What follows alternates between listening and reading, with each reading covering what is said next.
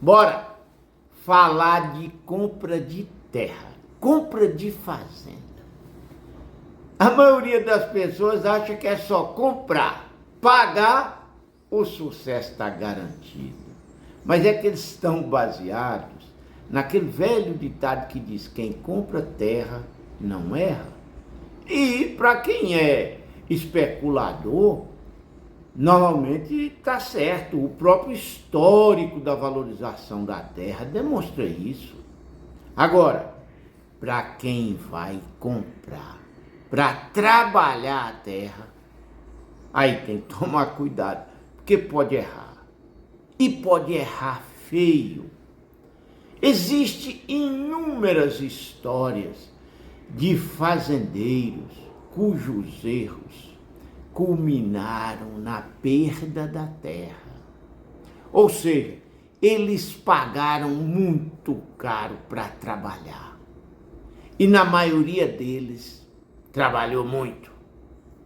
Então, um investimento desse tamanho, que envolve tanto dinheiro, que tem tantas motivações e com propósitos tão diferentes, merece ser estudado tintim por tintim, antes de botar o din-din, porque depois que o suado vai para o lugar errado, ai, ai, ai, é dor de cabeça na certa. E a gente tem que começar com os porquês. E o primeiro deles é o já mencionado especulação, devido ao bom histórico de valorização da terra, como nós já falamos. E é seguido pelo desejo das pessoas de produzir, de fazer uma renda através da agricultura, da pecuária, do arrendamento, do aluguel de pasto, do turismo rural, da mineração e também da preservação ambiental. O terceiro porquê é a diversificação. E na maioria das vezes é por pessoas que têm muito dinheiro e não quer deixar todos os ovos numa cesta só. E afinal de contas, fazenda é um bem de raiz. Você tem aquela segurança de administrar o que é seu, de ter a posse propriamente dita. Enquanto os investimentos puramente financeiros, você põe seu dinheiro lá e passa a ser torcedor do mercado.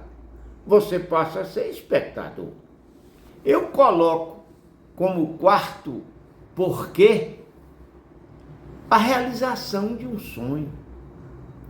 Um desejo pessoal, uma paixão, que envolve um estilo de vida, trabalhando perto da natureza, trabalhando com animais, trabalhando com a terra, fugindo do corre-corre da cidade e em busca de espaço, de liberdade e de menos estresse, que culmina com qualidade de vida. E o hobby, junto com o lazer, também concorre fortemente dentre os porquês. E quem busca o campo para o lazer, ele está querendo espaço para brincar com os pets, ele quer uma criação de animais, ele quer pescar, andar a cavalo, reunir com os amigos. E estes investidores não incomodam normalmente de pagar um pouco mais pela terra, não preocupam muito com as despesas de investimentos, de embelezamento da terra, também não incomodam com o custo da manutenção, porque o objetivo deles não é lucro, Eles estão ali para divertir. Um outro importante porquê de se comprar uma terra são os naturalistas. Eles buscam o campo para produzir seus próprios alimentos e outros artigos da necessidade básica, além de fornecer para as pessoas que gostam do produto orgânico e que não podem ir para a roça. Então, temos hoje muitas famílias produzindo organicamente e gerando renda suficiente para uma vida confortável, uma vida digna no campo. E finalizando a nossa lista de porquês, fazenda é um patrimônio sólido, considerado um ótimo legado familiar para ser deixado para gerações futuras. E abençoado seja aqueles que receberam uma fazenda de herança. Agora nós vamos destrinchar os paraquês de ter uma fazenda. Para quem já é fazendeiro e conhece os detalhes do ramo, existem 3 paraquês.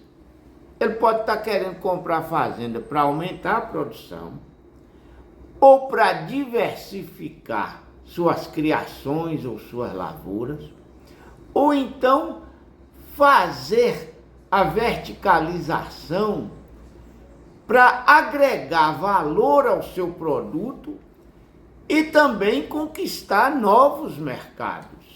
E para quem não é do ramo agropecuário e deseja comprar uma fazenda, é importantíssimo determinar o seu principal para quê. Depois de determinar seu objetivo, qual a região, qual o município que tem aptidão para aquela atividade pretendida.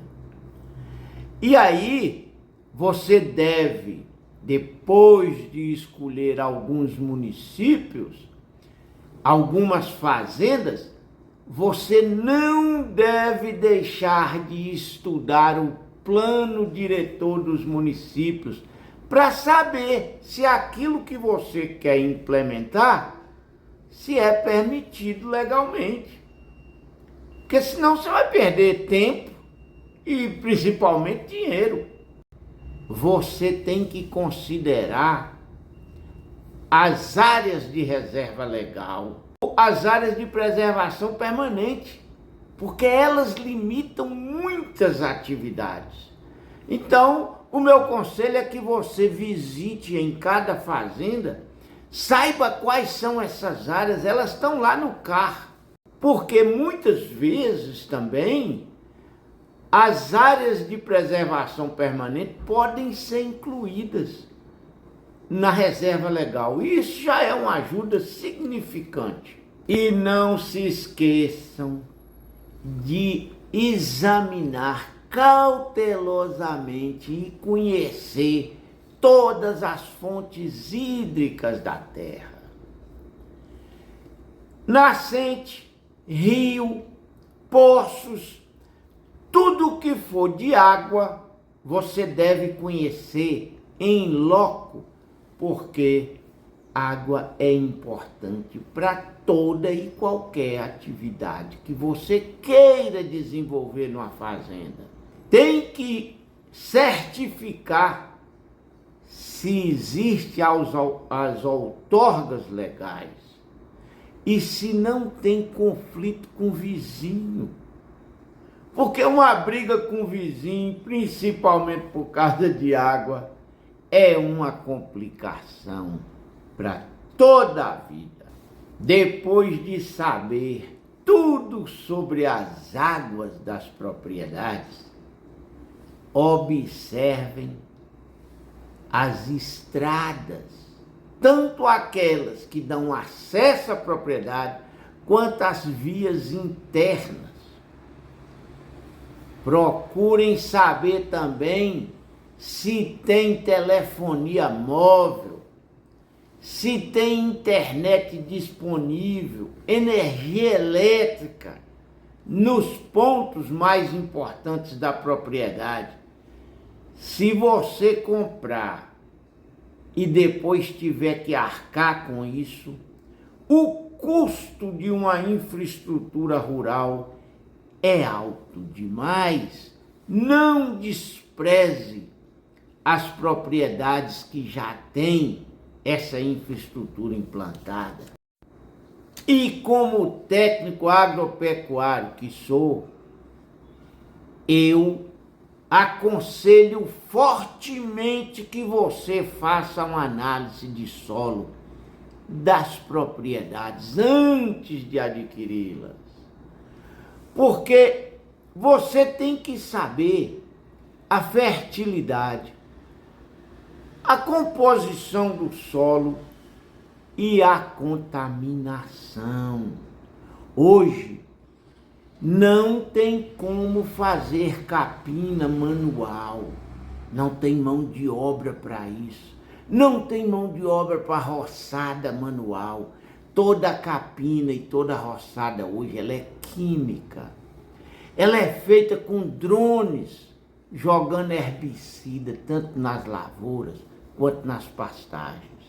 E os resíduos desses herbicidas podem impactar muito nas plantações futuras. Existem casos de lavouras que demoraram a descobrir o porquê que elas não desenvolviam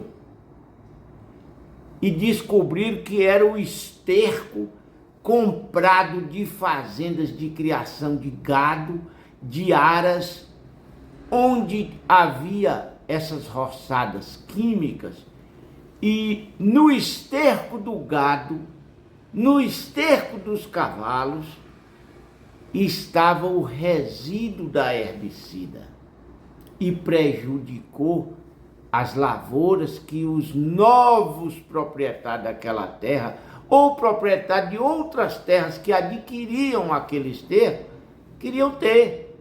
Então, não deixem de fazer a análise de solo para conhecer o que você está comprando. Outra coisa muito importante, meus amigos, é a topografia. Se você olhar só uma parte da propriedade e depois precisar do resto, se ela for alta demais, ela vai te trazer limitações gigantes para certas atividades que você queira vir a implementar no terreno. Se for baixada que inunda, elas costumam encher os olhos das pessoas que chegam, principalmente na seca. Elas ficam uma beleza, mas elas são muito boas para produzir capim cabeçudo, que nada come, juremalo e juquira, que toleram a alta umidade. Mas capineira, pastagem e canavial, que é bom, morre tudo nas enchentes. Cuidado com a topografia. Estude bastante, caminhe nas propriedades, visite cada canto da terra para você não se arrepender depois. Isto é muito importante para todas as atividades que você venha a exercer. Outra coisa é a localização da fazenda. E muita gente dá muita importância estratégica para fazendas próximas de cidades. Tudo bem que a pessoa está procurando um apoio logístico mais próximo, procurando facilidade de trabalhadores, distância na hora que precisa comprar algum bem ou vender seus produtos, mas prestem atenção nos dias de hoje, principalmente, a proximidade muito grande dos centros urbanos aumenta demais a criminalidade, aumenta muito o risco de ter surpresas muito desagradáveis. Então, observem através dos vizinhos, observe como é a criminalidade na região, para você avaliar onde comprar sua terra e o que fazer para se proteger minimamente daqueles bandidos que hoje estão proliferando demais no campo. Não deixem de observar também as condições de conservação da sede, das casas dos auxiliares, das pontes, dos matabur, das cancelas, da cerca, das casas de coxo, dos galpões de depósito, dos galpões de garagem. Porque se a condição for péssima, é mais barato derrubar tudo e construir de novo do que tentar consertar a casa velha. Então, cuidado, porque isso custa caro, é um preço muito acima do que você pode imaginar. Também cuidado se você vai comprar uma fazenda e morar na cidade. Cuidado com aquelas sedes muito grandes, com muita estrutura que no passado serviu, mas que hoje elas estão sendo preservadas quase que como museu. Saibam que mesmo sem usá-las, o custo de manutenção dessas grandes sedes é maior do que o custo de todas as outras atividades na fazenda. Então fica atento a isso, para você não colocar nas suas costas despesas que estão muito acima da capacidade da fazenda suportar. E para aqueles compradores que desejam morar na fazenda e que vai depender da renda dela, não se esqueçam desse conselho de quem envelheceu, trabalhando muito e fazendo conta. Fazenda bem cuidada é muito diferente de fazenda enfeitada. Evitem o embelezamento excessivo de fazenda. Custa muito caro. E toda fazenda bonitinha demais, toda pintadinha e toda embelezada, tem sempre um diploma ou uma empresa de sucesso garantindo a despesa dela. Fora disso, quem enfeitar a fazenda demais, dependendo da renda dela, corre o risco de ter que usar uma placa de vende-se. Cuidado com exagero em fazenda. E para finalizar, mais um conselho. Se você quer comprar uma fazenda e ainda não tem aquela que encheu seus olhos, que é uma oportunidade, procure um corretor. Procure um corretor especializado em fazendas nas regiões que você deseja comprar. Eles normalmente sabem de todas as áreas que estão disponíveis. E o mais importante, eles conhecem todas as diligências necessárias para você comprar uma terra sem correr risco legal. Ele vai exigir do vendedor, ele vai apresentar para você todos os documentos necessários. Agora, lembrem-se de que corretor é como uma vitrine que vai te apresentar todos os produtos disponíveis e como um bom despachante que vai resolver os trâmites legais, vai tirar os documentos necessários. Corretor não deve ser seu consultor, porque não tem como você fugir do conflito de interesse. Ele só ganha se vender. E é humano que ele procure forçar determinadas vendas. Então, você é quem decide, você é quem escolhe, porque a responsabilidade é toda sua. Não se esqueça disso. Além de que o corretor é pago por quem vende. Então, para você que é comprador, ele não te custa nada. Na descrição desse vídeo, nós vamos deixar a lista de documentos que devem ser apresentados pelos vendedores. Então, agora para a nossa reflexão. Na hora da compra, não tenha pressa, seja exigente, só compre aquilo que preencher todos os seus requisitos. Não deixe de olhar nenhum detalhe e lembre-se, tudo que você quer comprar, tem sempre alguém querendo vender. Namastê e até o próximo post.